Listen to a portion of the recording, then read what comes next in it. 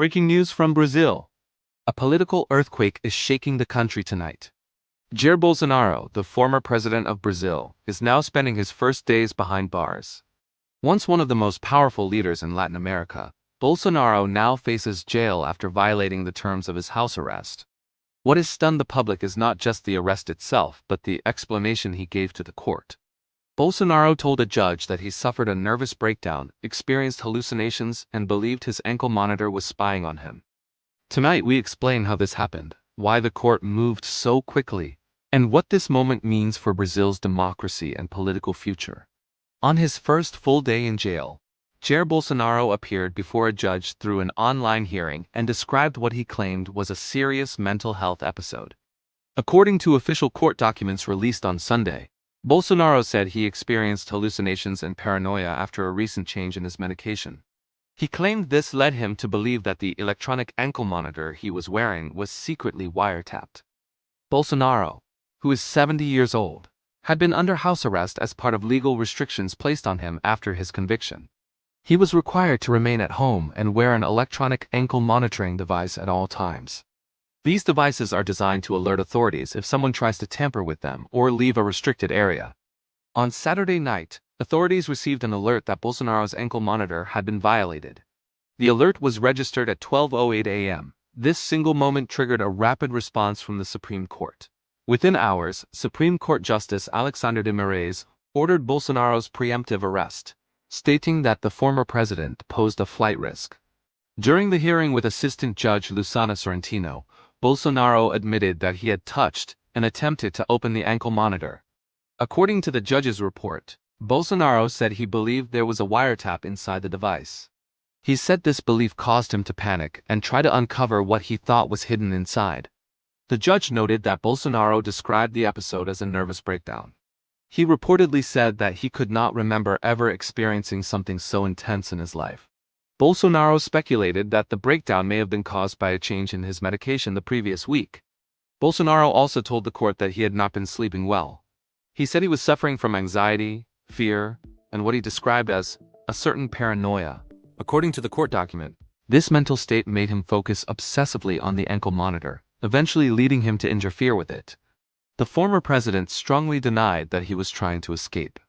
He insisted that he had no intention of fleeing Brazil and said that the idea never crossed his mind. Bolsonaro said his actions were not planned and were driven entirely by confusion and fear. He told the judge that he was not alone at the time. According to Bolsonaro, his daughter, his elder brother, and an aide were all inside the house with him. He said none of them noticed what he was doing to the ankle monitor. He claimed he began touching the device late at night and stopped around midnight. Despite Bolsonaro's explanation, the Supreme Court took the violation very seriously. Justice Alexandre de Moraes cited not only the tampering with the device, but also Bolsonaro's history and legal status. As a former president already convicted of attempting a coup, any violation of monitoring conditions was viewed as a major threat to the legal process. Bolsonaro's arrest did not happen in isolation. In September, a panel of Brazil's Supreme Court sentenced him to 27 years in prison for attempting to remain in power after losing the 2022 presidential election to Luiz Inácio Lula da Silva. The court ruled that Bolsonaro tried to undermine democratic institutions and encouraged actions that threatened Brazil's constitutional order.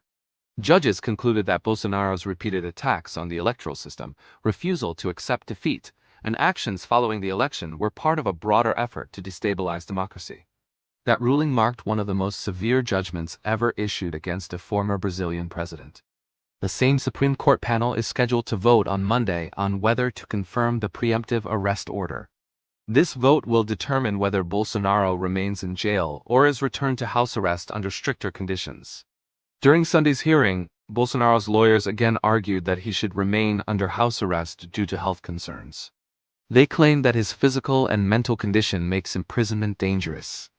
This argument has been raised multiple times in the past. Justice de Moraes has consistently rejected these claims.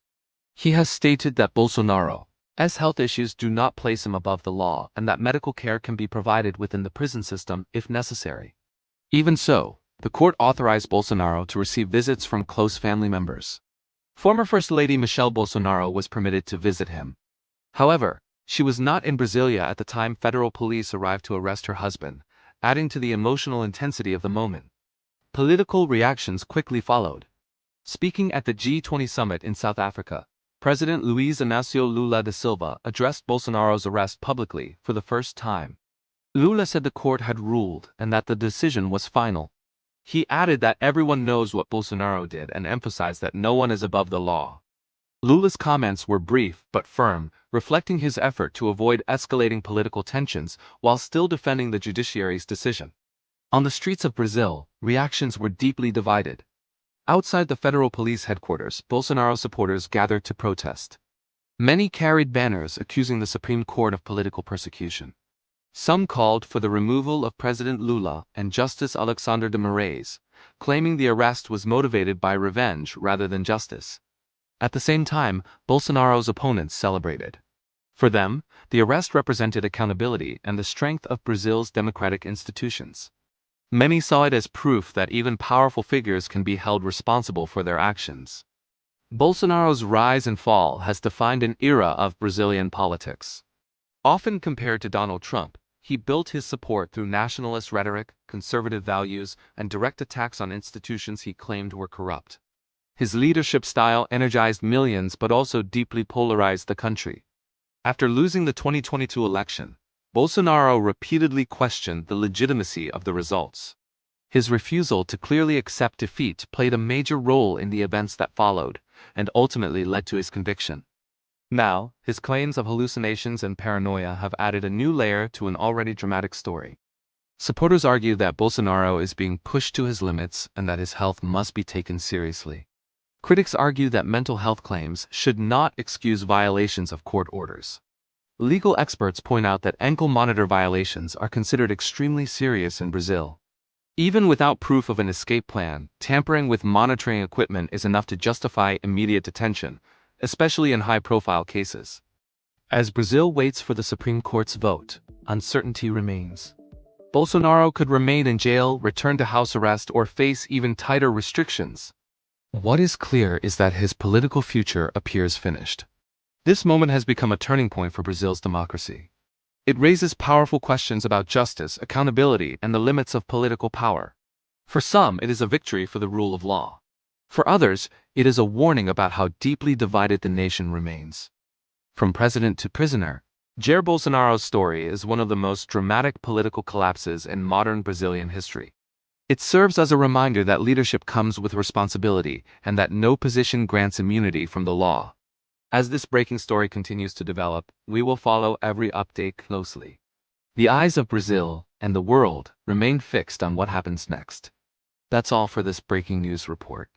If you found this coverage informative, make sure to like the video, subscribe to the channel, and turn on notifications so you never miss important global updates. We bring you clear, verified news without noise or exaggeration. Stay informed, stay safe, and we'll see you in the next update.